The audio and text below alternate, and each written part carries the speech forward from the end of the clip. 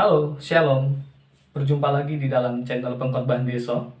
Di dalam channel ini, kita akan belajar bersama-sama kembali firman Tuhan. Dan hari ini, kita akan belajar satu topik tentang penderitaan Yesus Kristus. Sebelum melanjutkan video ini, jangan lupa subscribe, like, dan klik loncengnya ya. Tuhan memberkati.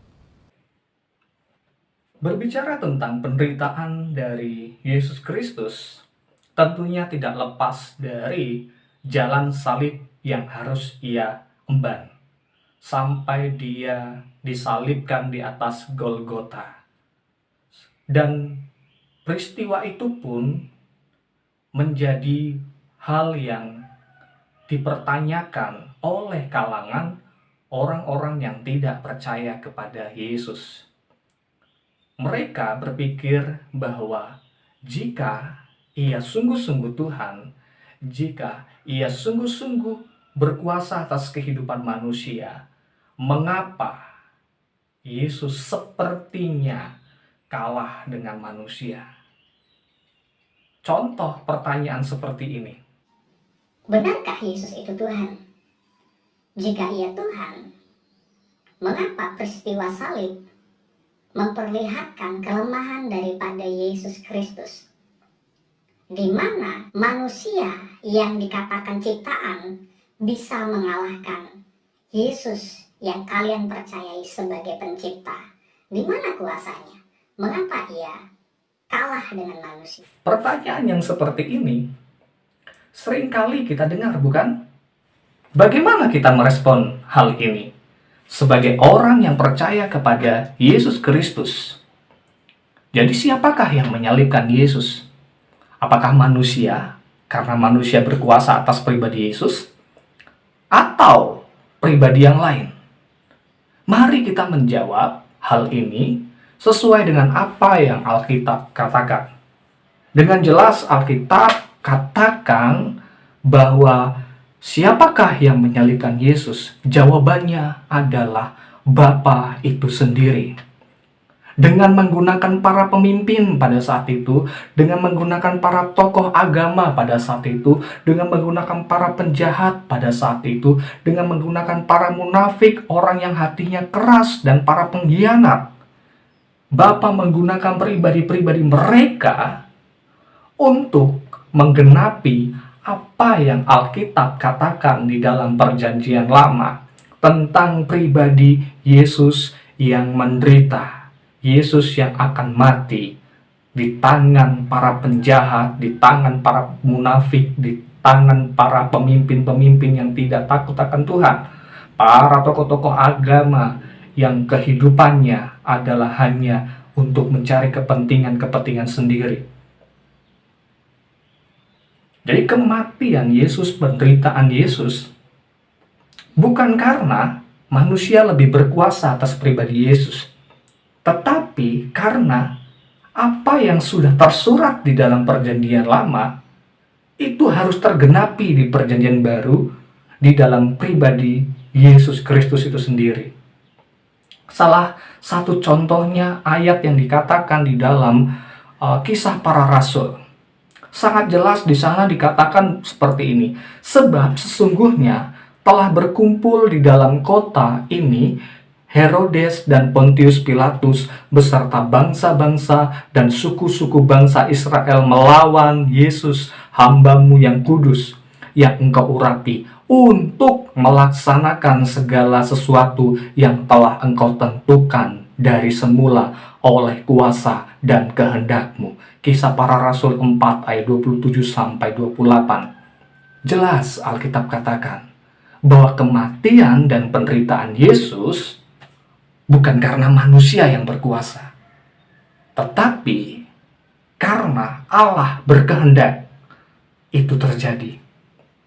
Jadi Allah memakai orang-orang yang menyalibkan Yesus itu untuk apa? Untuk menggenapi rancangan keselamatan bagi umat manusia.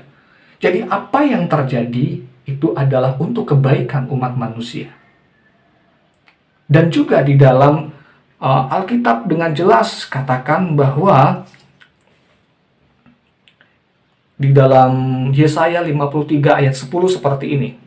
Tetapi Tuhan berkehendak meremukkan dia dengan kesakitan. Yesaya 53 ayat 10. Dengan jelas bahwa Tuhan berkehendak meremukkan Sang Mesias dengan kesakitan. Jadi Yesus sudah ditentukan sejak semula untuk menjadi jalan pendamaian melalui pencurahan darah.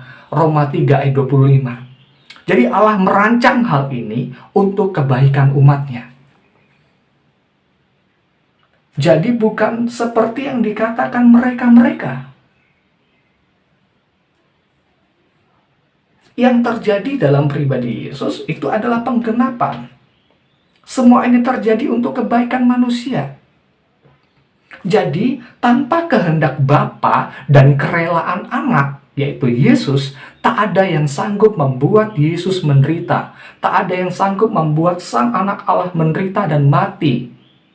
Bahkan ketika di dalam kematiannya pun adalah kematian berdasarkan kehendaknya sendiri.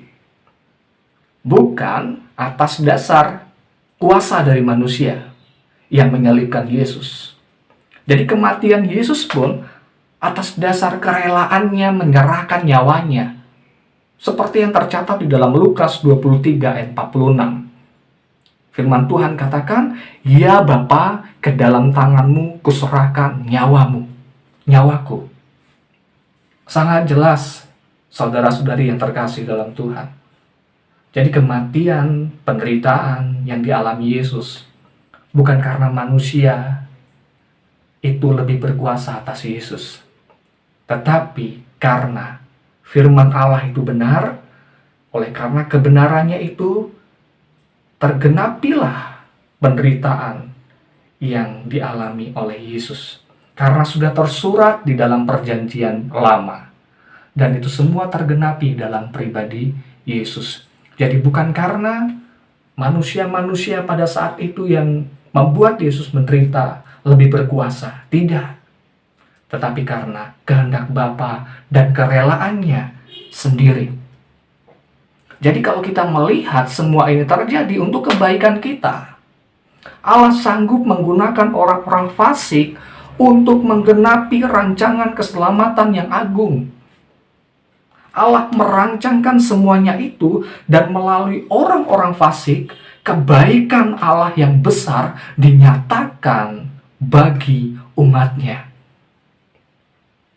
Maka dari itu ketika kita berpikir bahwa Yesus kalah dengan manusia, oleh karena manusia lebih berkuasa atas Yesus, mampu membuat Yesus menderita, stop untuk berpikir seperti itu. Kembali kepada konteks apa yang Alkitab katakan. Sebab kalau kita melihat dalam perspektif Alkitab, kita dapat menemukan alasan mengapa Yesus menderita, mengapa Yesus mati. Mari kita gunakan kacamata kita dengan sudut pandang Alkitab. Bukan dengan hikmat-hikmat manusia, bukan dengan ukuran-ukuran kitab-kitab lain, tetapi kembali kepada Alkitab yang kita percayai. Jadi, manusia yang menyiksa dan membawa Yesus pada kematian hanyalah alat.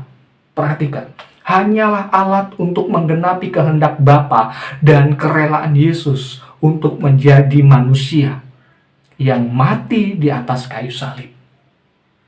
Seperti yang dikatakan dalam Filipi pasal 2 ayat 5-9. Itu sangat jelas dikatakan.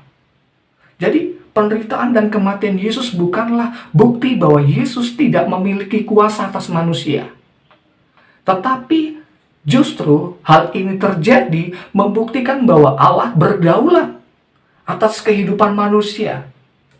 Punya kuasa untuk menggenapi rancangannya dengan sempurna. Dengan memakai orang-orang fasik untuk menggenapi apa yang Alkitab katakan. Jadi semuanya ini terjadi membuktikan juga bahwa Yesus dan Alkitab itu sungguh-sungguh benar. Puji Tuhan. Itulah kebenaran yang kita miliki. Itulah kebenaran yang harus kita percayai. Maka dari itu, bersyukurlah. buat peristiwa penyelamatan melalui penderitaan Yesus Kristus, bahwa keagungan karya keselamatan itu telah dinyatakan. Dan apa yang dikatakan dalam perjanjian lama, itu adalah kebenaran. Dan perjanjian baru, penggenapan dari semuanya itu. Maka dari itu, hari ini, engkau yang belum percaya, engkau yang mengeraskan hati, lihatlah Injil itu dengan keterbukaan yang tulus.